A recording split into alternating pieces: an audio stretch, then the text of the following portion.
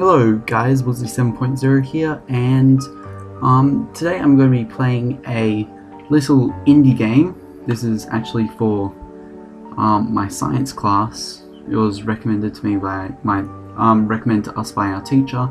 It's called A Slower Speed of Light. I'll put the link down in the description if you guys want to play it. Basically what it is you're traveling at the speed of light, but you can't and slow down. It actually says it in the story, so we'll just load that up. Once upon a time in a quiet village there was a little child. Sadly, the little child fell into death's icy grip far too soon. The little child's spirit began the journey to become one with light, but the speed of light was too fast for the small and clumsy little spirit. Luckily, the spirit world is full of magical orbs that slow down light. You collect orbs to slow down light on walking speed so you can finally move on. See how many orbs you've collected compare your road speed to the speed of light. As light gets slower, you'll start to see beyond what humans typically see. Move look options, okay. So I'm going to be using basic movement, WASD. Mouse is always looking around, and escape is, pause menu, as usual. This game I think was made on the same base that the game Slender was made, if you guys have played that. So basically what you have to do is collect these orbs to slow down the speed of light. The movement itself it's smooth, but it's really hard to control. For instance, right now I'm not that distance I've glided. I'm actually not holding down any buttons on the keyboard, so the gameplay is really smooth. But like I said, super hard to control. So as I start to get near the speed of light or slow light down, I will start to see different colors because of the way that reflections beam off light, and my movement obviously starts to stuff up a bit.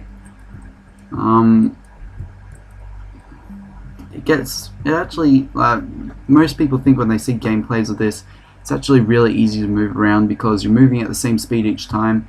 It's actually not. The speed stays around about the same. You might go a little bit faster, but the handling is very hard on this game because it's like, for instance, if you're on ice skates and you want to stop, it's going to take you at least another 2 seconds to be able to stop on ice skates. But it's like you're on ice skates and you just keep going. So what the thing about this is I'm seeing ultraviolet in front of me right now, and if I turn around really quickly, there's infrared. That's the effect of light beaming off of what I'm seeing. So as I get faster, the light on the infrared will slow down, and I'll be able to see if I turn around. If I can get this orb, and this one too. See, this is when the movement starts to kick in. It's because just then I wasn't holding down any buttons. So all you can do is, if you're going too fast and you're getting motion sickness or something, just stop it or go back to normal. You can have a quick glance around and keep going. As far as collecting the orbs go, it's pretty easy, but working your way around it, this thing is hard. It's crazy.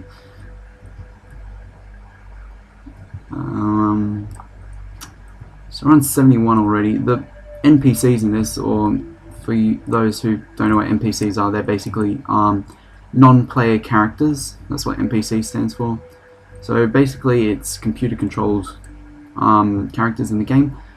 They don't actually do anything, they just walk around and get in your way.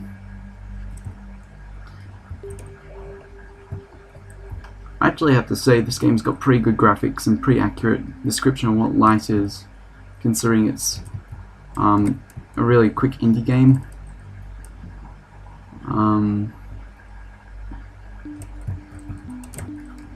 also like the musical tune that, if you get certain amounts in a row, it makes a little tune. Actually, I think it has a different tune for each one. Yeah, so as you can see right now, I'm full on the infrared bar.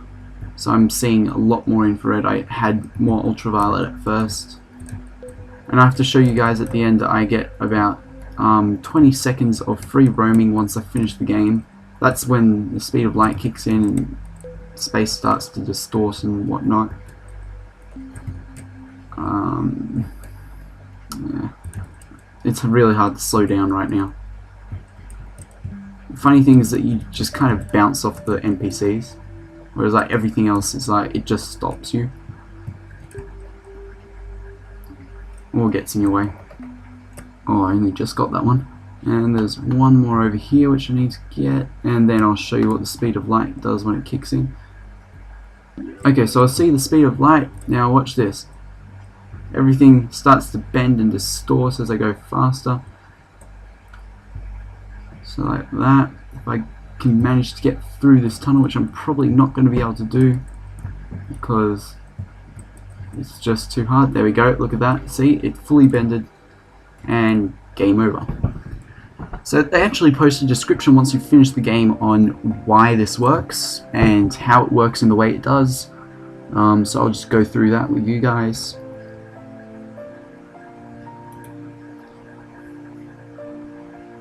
Oh, look at that.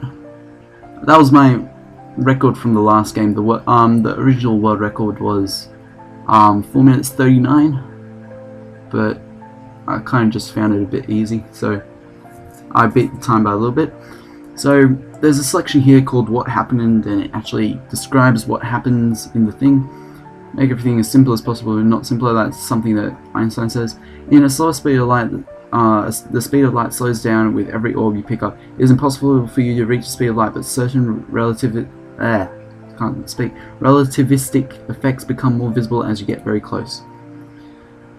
This is when the infrared is visible. You can see the red bits, and ultraviolet is when the purple bits appear. Light behaves like a wave, and different wavelengths appear as different colors. As you and the other objects move around, the wavelength of light changes, appearing redder or bluer to your eyes. Some light becomes infrared or ultraviolet, which your eyes cannot usually see, and other invisible sources of light will become visible. Moving left, the objects on the left are brighter than the objects on the right, as you can see like that, compared. So more so over here you have the ultraviolet parts, whereas over here you have the infrared. Light also behaves like a stream of particles called photons. When you run towards a stream of photons, more photons hit you and the object becomes brighter. This effect is also known as relativistic aberration. Light always moves at the same speed, so the speed of light is constant. Then the distances and times in the world around you have to warp. Your time is different from the time in the world, time dilation, and your distances are different from the distances in the world, Lorentz transformation. You have to be much closer to the speed of light to notice more dramatic effects of Lorentz transformation. Compared to the Doppler and searchlight effects at the end of the game, the Doppler and the searchlight effects are removed to make you see the Lorentz transformation easy for you to see. So that's what happened when I went under the arc. It kind of the space-time around it started to bend. That's an effect that light does. Normally light is extremely fast, but it takes time for photons to reach our eyes. When you look at anything, you're actually observing incoming light from some time in the past. The farther you look into space, the further you look into history. This is easily noticeable when you look at objects moving relative to yourself. Objects normally beyond your field of view can become visible when you move near the speed of light, as you just see them as they were in the past. And that's just the credits. They thank Albert Einstein and some other scientists down there. So that was the game. If you guys want to check this out, again, I'm going to put the link to the game in the description. I actually reckon it's really simple game, but I found it pretty hard because of the controls were easy, but the movement of the way the character moves is really hard. Like I said, it's being on ice skates. It's impossible to stop straight away. But yeah, that was the slower speed of light. Leave a like, comment, and download the game in the description. And thanks for watching, guys.